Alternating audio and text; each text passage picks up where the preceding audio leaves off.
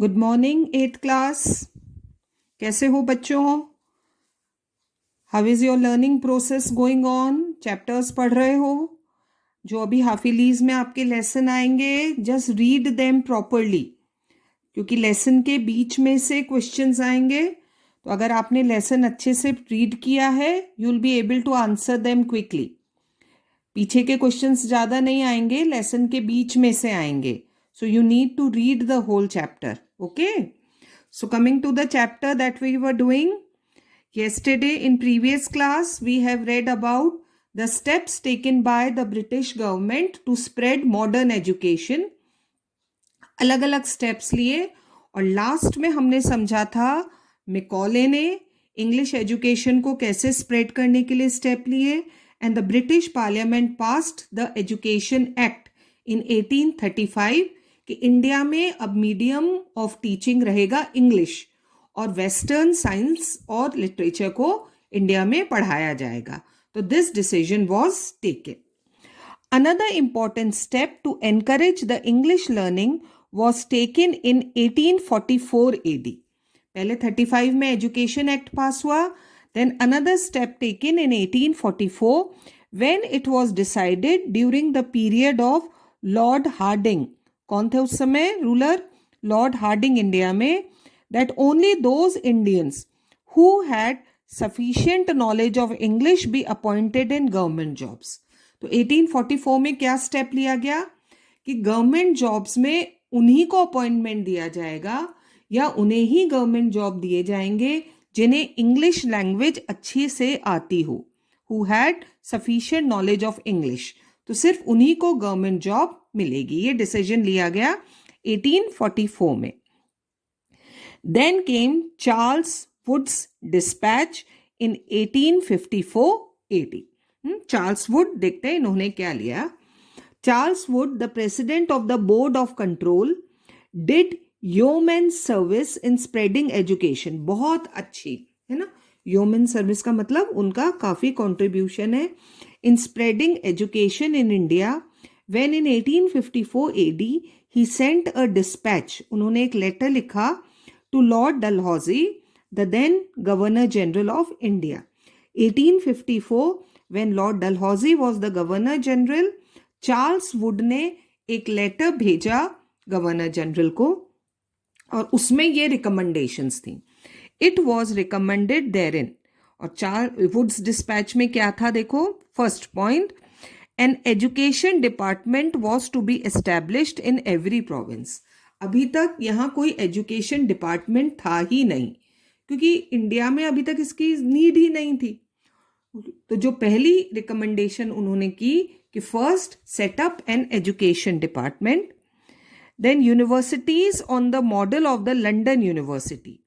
जैसे London university है उसी तरह की यूनिवर्सिटीज इंडिया में भी ओपन करो। Be established in big cities such as Bombay, Calcutta and Madras. In 3 cities में universities बनाई जाए like London University. At least one government school should be opened in every district. Affiliated private school should be given granted in. तो हर district में एक government school हो, और अगर वहां पर प्राइवेट स्कूल्स हैं, प्राइवेट इंडिविजुअल्स ने स्कूल्स खोल रखे हैं, तो उन्हें भी ग्रांट इन एड, हेल्प दी जाए to spread modern education. The Indian natives should be given training in their mother tongue also. एक बहुत बड़ी बात कही देखो, अभी तक क्या डिसाइड हुआ था कि टीचिंग सिर्फ किस में होगी? इंग्लिश लैंग्वेज में। लेकिन चार्ल्स वुड ने अपने लेटर में ये रिकमेंड किया, ये सिफारिश करी कि जो इंडियंस हैं उन्हें उनकी मदर टंग में भी पढ़ाया जाए, because it's easy to understand, है ना। आप भी अपनी मदर टंग हिंदी में बेटर समझते हो चैप्टर को, so we need to explain it in Hindi also. सो ये भी उसमें एक रिकमेंडेशन थी। In accordance with the Wood's dispatch, education departments were establish. बिल्कुल स्टेप लिए, बहुत अच्छा काम किया है तो लॉर्ड डलहौजी ने कि उन्होंने बात मानी। तो क्या हुआ देखो, सबसे पहले तो education departments were established in every province and universities were opened at Calcutta, Bombay and Madras in 1857 AD, and in Punjab in 1882 AD, and at Allahabad in 1887 AD. तो जैसा चार्ल्स वुड ने कहा था वैसे ही स्टेप्स लिए गए to spread English education in India. तो ये these were the various steps जो स्टार्ट हुए अलग अलग समय पर, अलग अलग रिकमेंडेशंस. इंग्लिश में पढ़ाना है, एजुकेशन एक्ट पास हुआ लॉर्ड मैकॉले ने, है ना, ये देखो लॉर्ड मैकॉले, इन्हें फादर ऑफ इंग्लिश एजुकेशन कहा जाता है इंडिया में. स्कूल्स खोले. देन चार्ल्स डिस्पैच जिन्होंने यूनिवर्सिटीज खोलने के लिए प्रेशराइज किया और ये सब हुआ. तो ये वो स्टेप्स थे बच्चों which were taken by the company to spread English education in India. अब हम समझेंगे ड्रॉबैक्स. कंपनी का ये जो सिस्टम ऑफ एजुकेशन था इसके drawback. What is the meaning of drawback? कमियां. इस सिस्टम में कमियां क्या थी वो पढ़ेंगे. सबसे पहले थी लैक ऑफ फंड्स, पैसे की कमी. ये सब काम करने के लिए require a lot of money. तो ये था first, lack of funds.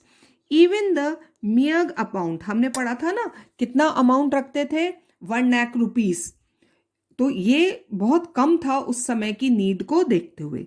Even the mere amount of 1 lakh rupees, जैसा कि उस समय डिसाइड हुआ था कि एवरी ईयर कितना खर्चा किया जाएगा, 1 लाख रुपीस का खर्चा किया जाएगा.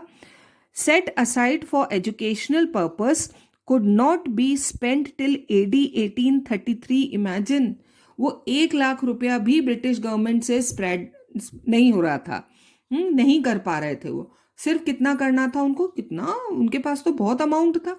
And they need to spend only 1 lakh rupees per year. लेकिन ब्रिटिश गवर्नमेंट, कंपनी, उस समय तो कंपनी गवर्नमेंट थी, कंपनी गवर्नमेंट ये 1 लाख रुपीज भी स्पेंड नहीं कर पा रही थी for the spread of education. Then neglect of the common people.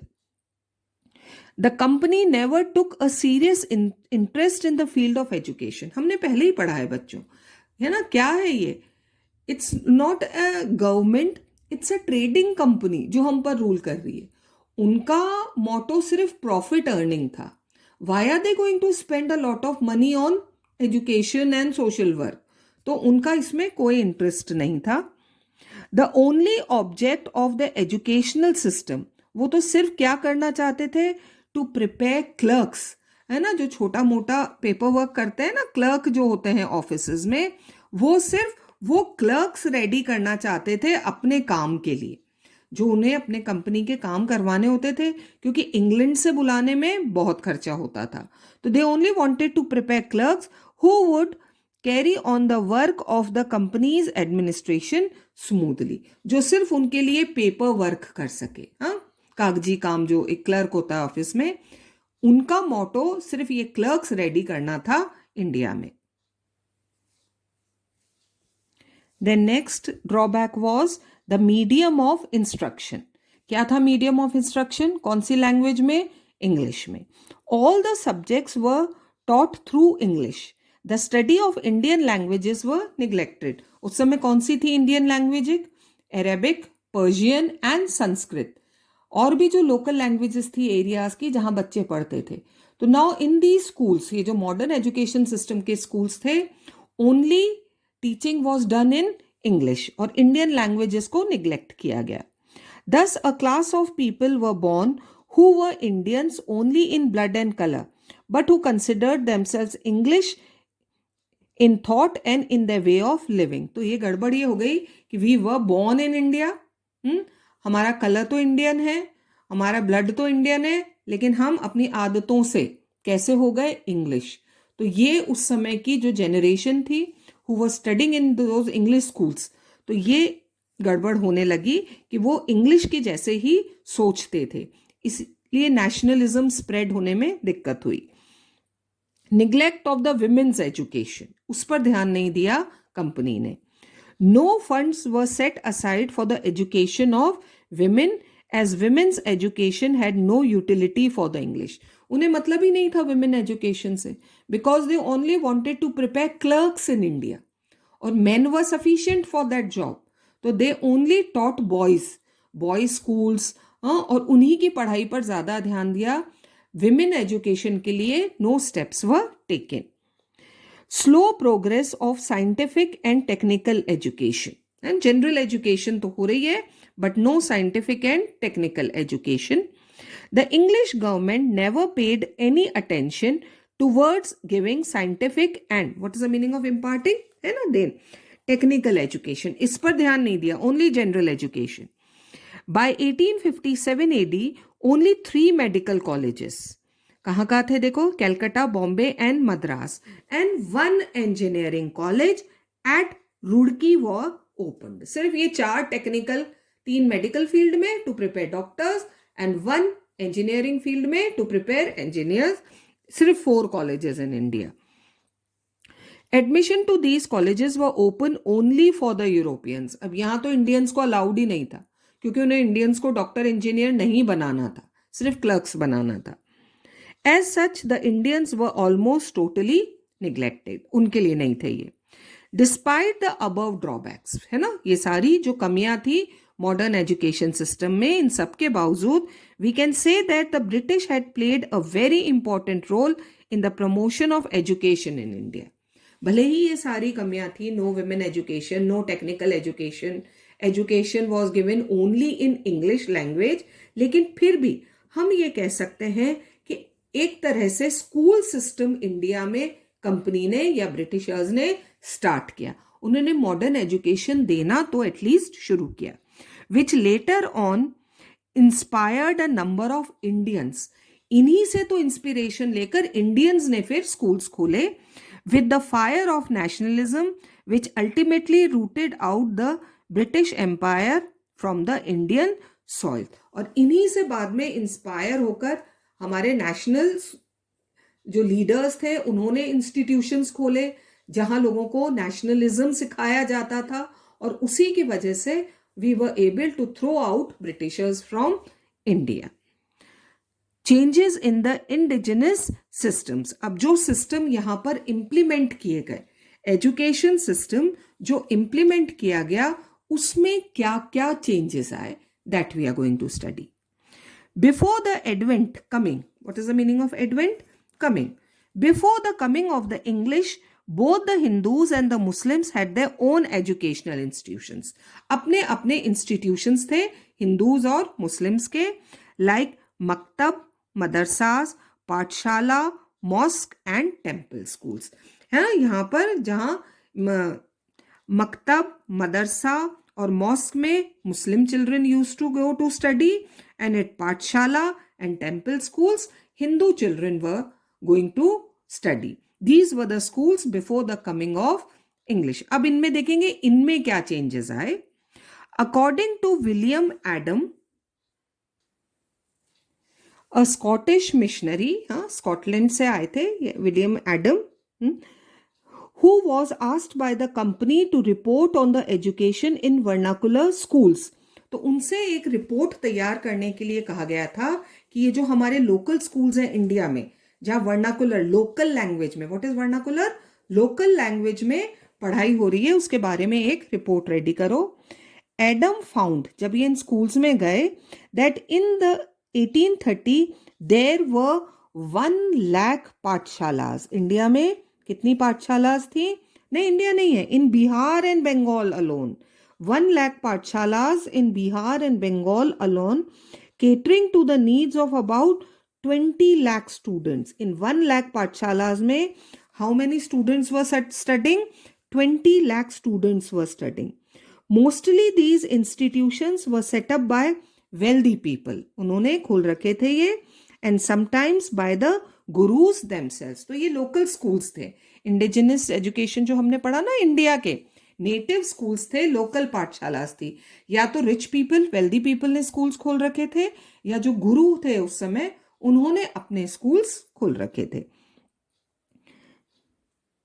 There were no fixed fees, no printed books, no separate school buildings. In some places the classes were held in a temple or a mosque. यहाँ पढ़ाई होती थी, कोई separate school buildings भी नहीं थी. Generally either in temple or a mosque, sometimes under a banyan tree, बरगद के पेड़ के नीचे, और sometimes at the guru's home. These types of schools, जिन्हें वो पाठशाला कहते थे, ऐसे स्कूल्स थे in Bengal and Bihar. These depended on the income of the parents. Fees जो भी होती थी वो पेरेंट्स अपने हिसाब से दे देते थे. The students sat together in one place and they were not separated into classes. जैसे अभी आप पढ़ रहे हो ना, 7 से प्रमोट होके 8th में आए, then you will be promoted to 9th and 10th. ऐसे सेपरेट क्लासेस में नहीं अलग अलग बैठते हो, ऐसा नहीं था. एक रूम में सब बच्चे बैठ के पढ़ाई करते थे ऑफ ऑल एजेस. हाँ, उसी में वो गुरु उन सब बच्चों को पढ़ाते थे. The guru interacted separately with group of children with different level of learning. बैठते सब बच्चे एक ही रूम में थे लेकिन अलग अलग ग्रुप्स में according to the age and learning. फिर गुरुजी जो होते थे उनके, वो वहां जाकर उन्हें पढ़ाते थे. This system of education was quite flexible and catered to the local need. बहुत फ्लेक्सिबल है ना. बच्चा ऐसे नहीं क्लास में प्रमोट होना है, एग्जाम का प्रेशर, बुक्स का प्रेशर, क्योंकि बुक्स तो थी ही नहीं.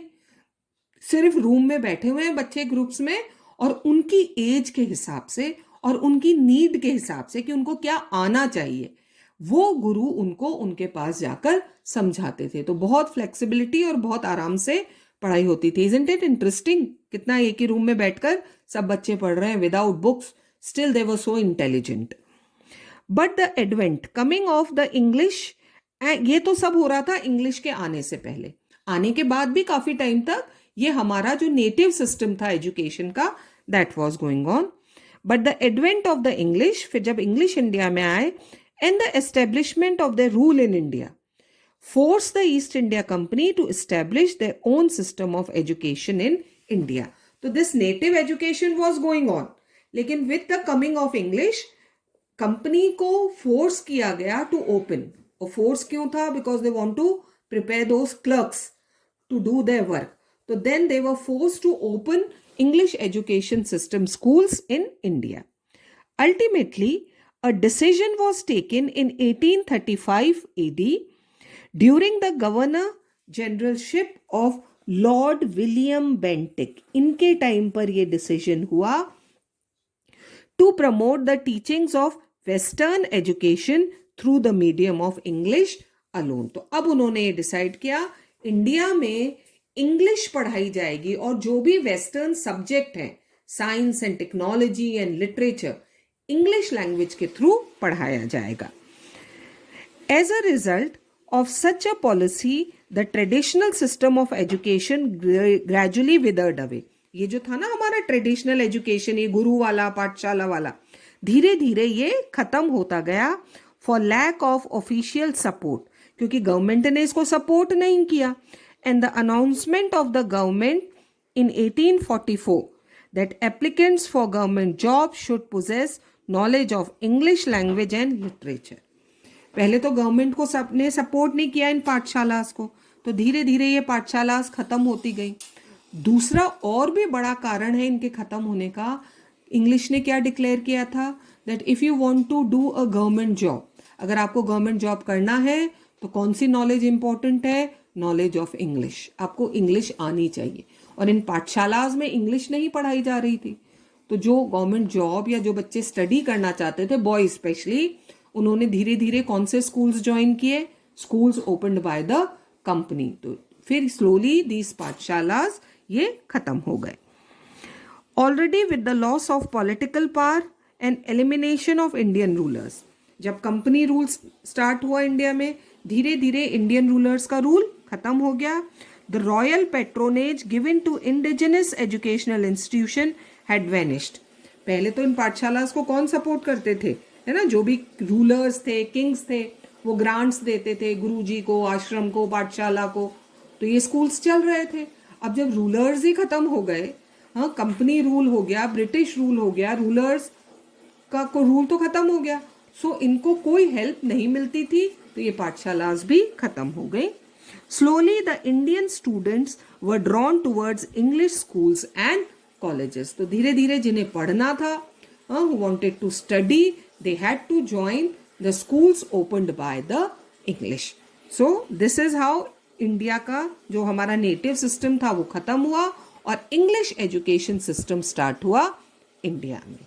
ओके, आज का लेसन यहीं. Till then next time we'll start with the next topic. Keep reading and learning, revising for your half yearlies.